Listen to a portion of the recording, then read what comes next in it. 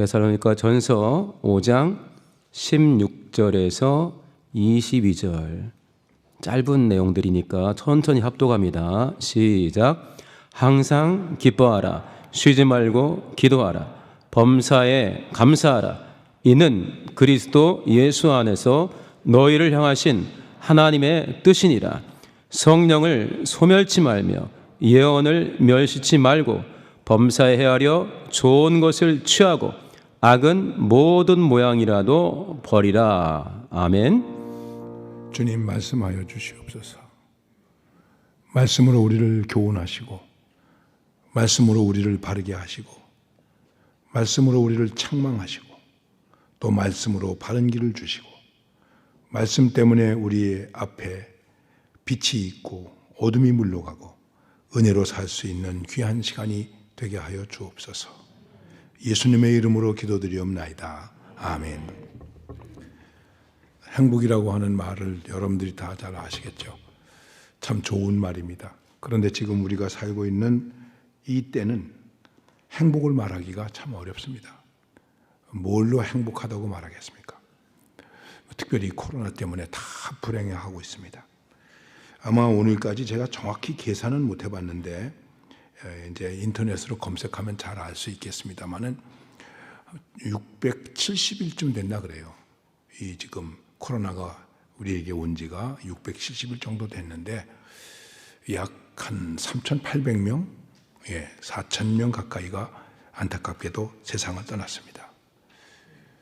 또 사람들은 헬조선이라고 얘기하고 있습니다. 또 사람들은 뭐라고 말하냐면 너 때문에 불행하다고, 너 때문에 불행하다고 얘기합니다. 그래서 야당은 여당 때문에 불행하다고 그러고 여당은 야당 때문에 불행하다고 그러고, 그러니까 결국은 야당은 여당하고 바꿔야 행복해지고 또 여당은 아니 우리가 계속해야 행복하다고 이렇게 말합니다. 여당이 계속하면 행복할까요? 야당으로 바꿔주면 행복할까요? 지금까지 정치인들이 말한 것 가지고 국민을 잘 살게 해주겠다 어땠다 하던 얘기 다 이루어졌으면 여러분과 저는 지금 금방석 위에서 사는 것 아닐까.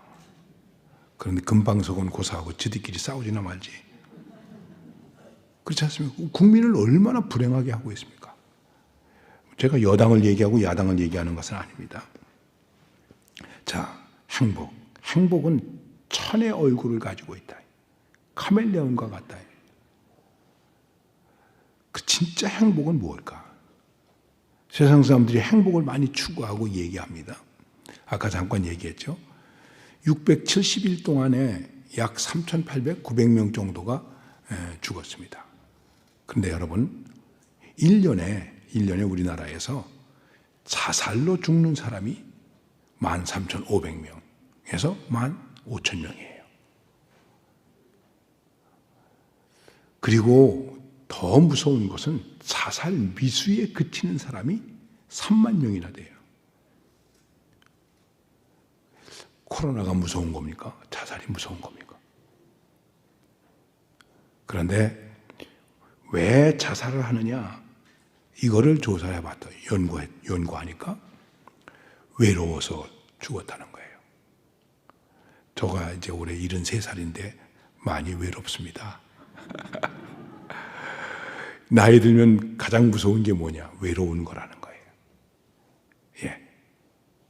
물론 돈도 없고 이런 거지만.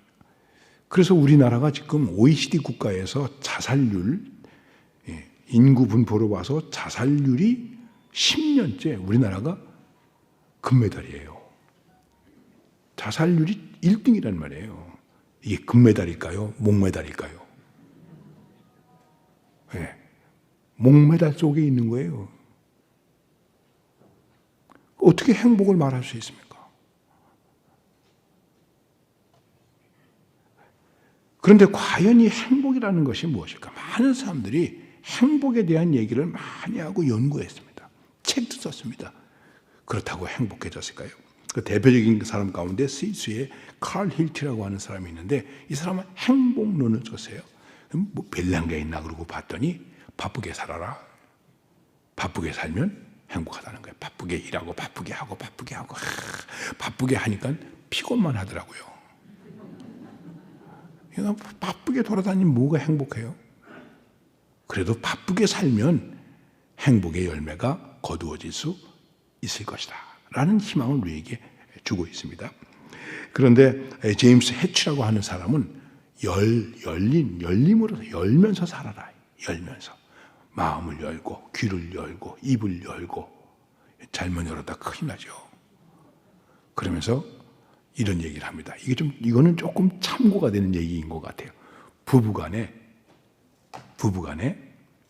스케줄을 열어라.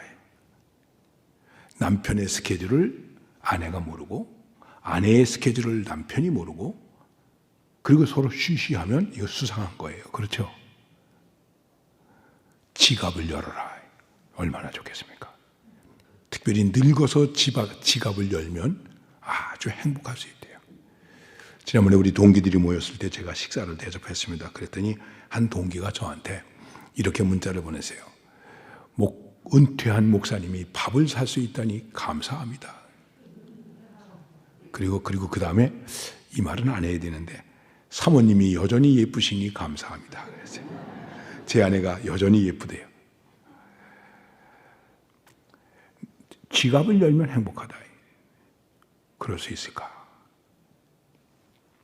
그런데 조금 다른 각도에서 프란시스 셰퍼 같은 사람은 이렇게 말합니다. 솔직하면 행복하다. 왜 불행한가? 솔직하지 못하기 때문에 자꾸만 숨기려고 하니까, 숨기려고 하니까, 비상금 주머니를 숨기려고 하니까 불안한 거예요. 빨리 그냥 사모님한테 드리세요. 그러면 속 편하죠. 우리가 과연 무엇이 있으면 행복할 수 있을까? 이 세상에서 아무리 많은 행복을 찾고 한다고 하더라도 진정한 행복이 있을 수 있을까? 여러분도 그 얘기 다 아실 거예요. 어떤 왕이 야, 어떻게 하면 행복하겠냐? 신하가 말했습니다.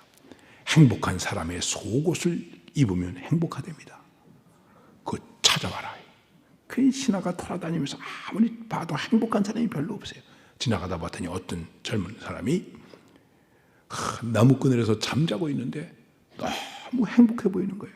아니 도대체 얼마나 편안하면 나무그늘에서 잠을 잘까? 그러고 가만히, 야, 이 사람 행복하겠구나. 이놈의 속옷을 가져다가 왕한테 드려야겠구나 하고 가서 봤더니 속옷을 안 입었더래요. 행복은 아이스크림과 같다. 참 아이스크림 맛이죠. 근데 단점이 있어요. 금방 녹아버려요. 아이스크림이 금방 녹아버린다는 거예요. 그래서 그러면 냉동고에다 넣고 있으면 행복하지 않겠습니까? 행복의 나라에 가봤더니 냉장고가 없더래요. 어떻게 하면 행복할 수 있겠습니까? 우리가 행복을 찾을 수 있겠는가 하는 것이죠.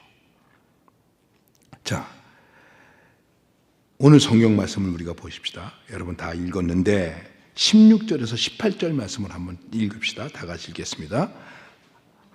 항상 기뻐하라. 쉬지 말고 기도하라. 범사에 감사하라. 이것이 그리스도 예수 안에서 너희를 향하신 하나님의 뜻이니라. 자, 여러분들에게 기쁨과 기도와 감사. 이거 있으면 행복하지. 너무나 당연한 말이에요. 이거 설교할 필요 없어요. 그렇죠? 그냥 설교 빨리 끝내도 괜찮을 것 같아요. 다 아는 말씀이니까. 오늘 말씀에서 우리에게 주는 것은 무엇이냐면 이게 그리스도 예수 안에서 너희를 향하신 하나님의 뜻이라는 거예요. 우리가 믿음의 생활을 하면서 행복할 수 있는 조건이 무엇이겠습니까? 하나님의 뜻을 이루면, 하나님의 뜻이 이루어지면 여러분 얼마나 행복하겠습니까? 그렇습니까? 내 뜻이 이루어지지 않았다고 이를 갈고 잠을 못 자고 원망하고 부글부글 대는데, 내 뜻 안 이루어지고 하나님의 뜻 이루어지면 행복하시겠습니까? 별로 반응이 좋지 않네. 그런데 그 하나님의 뜻이 그리스도 예수 안에서 너희를 향하신 하나님의 뜻이니라. 예수님께서 이 땅에 오신 목적이 무엇입니까? 하나님의 뜻 때문에 오지 않았습니까? 그래서 기도를 가르쳐 주시면서 뜻이 하늘에서 이루어진 것 같이 땅에서도 이루어졌으면 좋겠다. 이 뜻을 이룰 수 있는 하나님의 나라가 왔으면 좋겠다. 나라의 임하옵시며 이렇게 말하고 있는데 그 나라의 임하옵시며라고 하는 뜻은 어떤 의미가 있느냐면 하나님의 나라가 우리 안에 세팅되기를 바란다는 거예요. 우리 안에 하나님의 나라가 세팅되어야 된다는 거예요. 하나님의 뜻이 이루어지는 것이 우리 안에 자리 잡아야 된다는 거예요. 예수님이 겟세마네 동산에서 마지막 기도를 하십니다. 이거를 아주 인간적으로 감정적으로 묘사한 것이 있습니다. 그게 뭐냐면 성경에 있는 대로가 아니라 슈퍼스타 지저스 크라이스트에서 보면 겟세마네라고 하는 노래가 나옵니다. 우리나라에서 이 노래를 윤복희 권사님이 하셨어요. 이종영 씨도 지금 목사님이신데 그분도 이 노래를 그때 슈퍼스타 지저스 크라이스트에서 했습니다. 겟세마네 동산에서 마지막 기도. 성경에 있는 내용은 좀 아니고 번안한 내용입니다. 예수님이 겟세마네 동산에서 기도하십니다. 아버지, 이 독배를, 이 독이 든 잔을, 이게 죽음이죠. 지나가게 해주세요.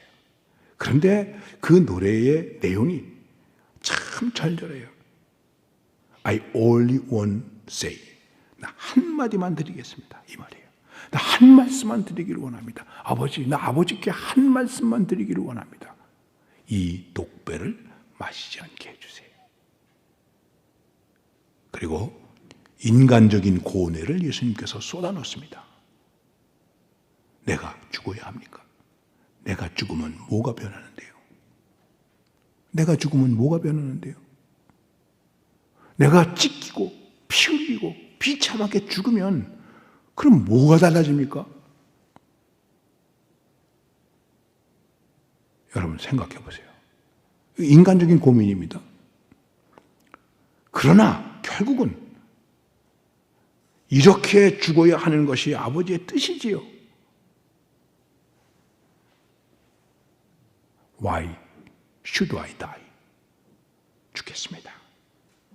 죽겠습니다. 내가 찢어지고 피를 흘리고 십자가에 못 박히고 비참하게 저주를 받으면서 비난을 받으면서 죽어도 아버지의 뜻이다. 나는 그렇게 해서라도 아버지의 뜻을 이루는 것이다. 주님은 그렇게 하셔서 아버지의 뜻을 이루셨습니다. 그래서 골고다로 가진 것입니다. 이것이 여러분과 저에게 가능하겠습니까?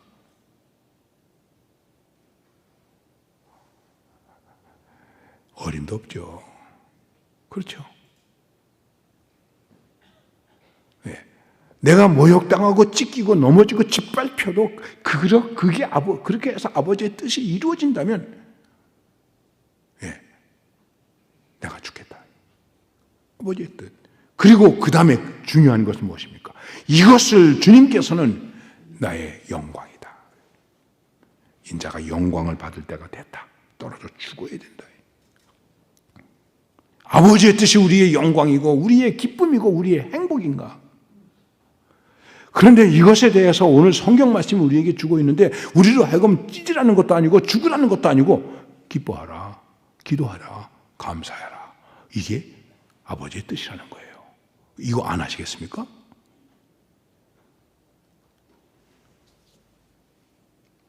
무슨 큰 일을 이루라는 것도 아니에요.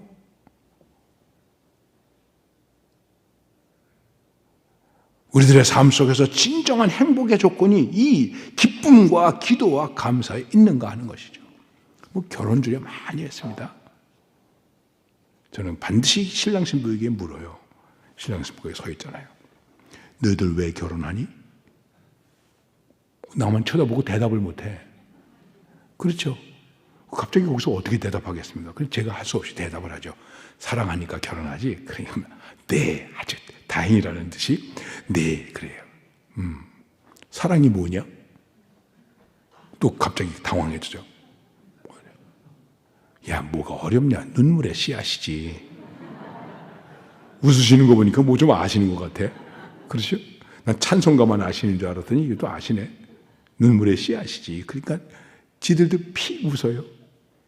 내가 다시 말하죠. 눈물을 흘릴 일이 있어도 사랑하겠니? 가슴을 찢으면서 가슴을 치면서 눈물을 흘릴 수밖에 없어도 사랑하겠니? 네 눈에서 피는 물이 나도 사랑하겠니? 이 신랑 집구가 갑자기 얼어붙어져. 사랑, 웃기지 마 이놈들아. 무슨 사랑을 해봤다고 사랑해서 결혼한다고 그래. 진짜야? 이 결혼식장이 싸늘해졌어요. 여러분 그렇잖아요. 정말 피는 물을 흘릴지라도 기뻐할 수 있습니까? 피는 물을 흘리게 됐는데도 기도하겠습니까? 그래서 주님을 부르겠습니까? 아버지를 부르겠습니까? 그리고 한 걸음 더 나아가서 감사하겠습니까? That's okay. No problem. 그러면 문제가 없는 거예요. 문제는 제가 여기서 이렇게 설교하고 있습니다만은 저나 여러분이 이게 안 되는 거예요, 이게. 그래서 불행한 거예요. 여기에 문제가 있는 거예요. 아까도 말씀드렸습니다. 저는 여러분들에게서 기쁨이 무엇인지, 기도가 무엇인지, 감사가 무엇인지를 설명하려고 하는 것이 아닙니다. 오늘 말씀 속에서 우리가 관심을 가져야 될 것이 무엇이냐면 항상 쉬지 말고 범사에. 항상이나 쉬지 말고는 똑같은 말 아니겠습니까? 그리고 범사에. 이게 함께 연결된 골이라는 거예요. 이것이 같이 세팅이 되어야 된다는 것입니다. 그런데 우리의 문제는 무엇입니까? 이게 끊어지는 거죠. 그리고 마귀의 전략은 이걸 끊어놓는 거예요. 항상 못하게 하고 기도를 쉬게 하고 범사가 아니라 자기 입맛에 따라서 감사하게 하고. 범사라고 하는 말을 미안합니다. 제가 영어를 잘해서 쓰는 게 아니고 이해가 쉽기 때문에 쓰는 겁니다. 이 범사라는 말을 all circumstance 이렇게 말합니다. 모든 상황에서. 사건마다가 아니에요. 우리는 감사를 드릴 때에 늘 제목이 다 있지 않습니까? 뭐 때문에 감사한다고. 그런 어떤 상황, 어떤 일 때문에, 사건 때문에, 케이스가 있기 때문에 감사하는 게 아니고 모든 것에서 감사한다는 거예요. 이 끊어지지 않는 기쁨과 기도와 감사. 이게 아버지의 뜻이라는 거예요. 하나님께서 우리에게 하나님의 뜻을 가르쳐 주십니다. 내 뜻을 이루어라. 내 뜻을 이루기를 원하느냐? 예. 그럼 기뻐해. 그럼 기도해. 그럼 감사해. 그 안에 내 뜻이 있다. 믿습니까? 이거를 발견해야 돼요. 그리고 그 다음에 오늘 말씀 우리는 대개 세 마디로 연결되는데 그 다음에 어떻게 연결되고 있느냐 하면 이렇게 연결이 되고 있습니다. 자, 19절에서부터 22절까지를 보십시다. 다 같이 읽겠습니다. 성령을 소멸하지 말며 예언을 멸시하지 말고 범사에 헤아려 좋은 것을 취하고 악은 어떤 모양이라도 버리라. 우리가 믿음 안에서 생활할 때 우리들이 조심해야 될 것이 무엇입니까? 성령을 소멸하지 말아야 돼요. 우리가 성령의 불이라고 얘기하지 않습니까? 내 마음 안에서 하나님의 역사와 성령의 뜻이 솟아오르는데 이거를 무시하는 경우가 많이 있죠. 기도해라 그러는데 무시해요. 근데 이것은 곧 무엇을 말하는 것일까? 예언을 무시하는 것입니다. 말씀을 무시하는 것입니다. 그리고 이렇게 되면 범사에 헤아려 좋은 것을 취하는 것이 아닙니다. 악에게 지는 것입니다. 그런데 우리들이 말씀 속에서 주어진 대로 항상 기뻐하고 쉬지 말고 기도하고 범사에 감사하면 그리스도 예수 안에서 우리를 향하신 하나님의 뜻을 이루는 것이기 때문에 곧 이것이 무엇이겠습니까? 성령 충만이죠. 안진뱅이를 일으켰다고 성령 충만입니까? 기적을 일으켰다고 성령 충만입니까? 무당도 작두를 타요. 뭐 은사 조금 있다고 그런 걸 가지고 능력이라고 생각하지 마세요. 마술쟁이들도 마술하는 사람들도 얼마든지 능력을 행해요. 우리가 그런데 속아 넘어가는 거예요. 그리고 뭐라고 말씀합니까? 범사에 헤아려 좋은 것을 선택하라. 기도보다 좋은 선택이 무엇이 있습니까? 믿음 안에서 가는 구원의 기쁨보다, 이 영혼의 기쁨보다 더 좋은 것이 무엇입니까? 우리가 살아가면서 감사하는 것보다 더 좋은 것이 무엇일까요? 우리의 기쁨과 기도와 감사는 바로 범사에 헤아려 좋은 것을 선택한 것이다. 헌금 드린 돈보다 더 좋게 쓴 돈이 무엇입니까? 예배 드리는 시간보다 더 좋은 것으로 쓴 시간이 무엇입니까? 주님께 찬양을 드린 것보다 더 좋은 것을 한 것이 무엇입니까? 친구들끼리 모여서 수다 떠는 거예요. 텔레비 앞에 앉아 있어도 1시간 휙 가죠. 나쁜 건 아니지만 예배보다 좋은 겁니까? 찬양보다 좋은 겁니까? 기도보다 좋은 겁니까? 그리고 더 나아가서 이렇게 말씀하고 있습니다. 악은 어떤 모양이라도 버리라. 이게 악을 버리는 거예요. 기도하는 것이 악을 버리는 거예요. 기뻐하는 것이 악을 버리는 거예요. 기뻐하지 않으면 어떻게 되겠습니까? 원망하게 되겠죠. 불평하게 되겠죠. 그럼 그것은 자연스럽게 뭐가 되겠습니까? 악이 되는 거죠. 악은 모양이라도 버리라. 하나님의 말씀이에요. 우리의 기쁨과 기도와 감사는 그냥 단순하게 지나가는 것이 아닙니다. 이 속에 성령 충만이 있고 말씀의 순종이 있고 최선의 선택이 있고 그리고 악을 이기는 능력이 우리에게 있게 되는 거예요. 오늘 우리가 이 말씀 속에서 도전받아야 할 것은 이거를 끊지 말아야 된다는 거예요. 언제나 우리 속에서 이것이 가능하게 해야 된다는 것이죠. 아까도 말씀드린 것처럼 이것을 끊어지게 하는 것이 무엇일까? 바로 사탄의 전략이에요. 기쁨을 뺏어가요. 기도를 쉬게 해요. 감사를 잃어버리게 해요. 힘들수록 어려울수록 이것이 우리에게서 가능할 수 있을까? 그런데 칼 힐트라고 하는 사람은 이렇게 말합니다. 행복은 기술이다. 근데 그 기술은 어떻게 해서 생기는가? 계속 훈련해야 된다. 연마해야 된다. 그래서 우리가 사경회도 하고 성경 공부도 하고 또 무슨 훈련도 하고 기도회도 하는 거예요. 이런 걸 훈련하기 위해서 여러분 계속해서 훈련하는. 어떤 사람이 달인이라고 하는 사람이 나와서 칼로 이 무채를 쓰는데 말이죠. 여기 눈 이렇게 안대로 가리우고도 쓰더라고요. 나 같으면 손 다 잘랐겠죠. 아, 대단하더라고요. 예. 자, 무를 잘라요. 무토막이 됐죠. 더 잘라요. 깍두기가 됐죠. 아예 채를 쓰면 뭐가 됩니까? 무채가 되죠. 그리고 즙을 짜면 뭐가 됩니까? 무즙이 되죠. 여러분과 제가 그리스도인입니다. 잘라도 그리스도인입니다. 무채가 되어도 그리스도인입니다. 어떤 고통이 우리를 짓눌러도 우리는 그리스도인입니다. 그 그리스도인이기 때문에 항상 거기서 뭐가 나와야 됩니까? 기쁨이 나오고 기도가 나오고 감사가 나와야 됩니다. 할렐루야. 그리고 다시 한번 말씀드리지만 이것이야말로 성령 충만이고 말씀의 순종이고 최선의 선택이 되고 악을 이기는 능력이 되는 것입니다. 우리가 이걸 잃어버리고 있는 거예요. 그리고 자꾸만 능력 찾는 거예요. 능력을 주시옵소서. 기뻐하세요. 능력이에요. 능력을 주시옵소서. 기도하세요. 그러면 능력이 되는 거예요. 능력을 주시옵소서. 감사하세요. 그러면 그게 능력이 되는 거예요. 그것이 우리에게 있어 능력이 되고 정말 행복의 조건이 된다는 것이죠. 그리고 이것이 우리에게 있어서 행복의 조건이 된다면 정말 행복한 거죠. 추수감사주일, 오늘 추수감사주일입니다. 추수감사절을 1863년 아브라함 링컨이 정했어요. 근데 그때 남북전쟁 중에 있었어요. 남북전쟁 하면서 처음에는 북군이 밀렸어요. 남군한테.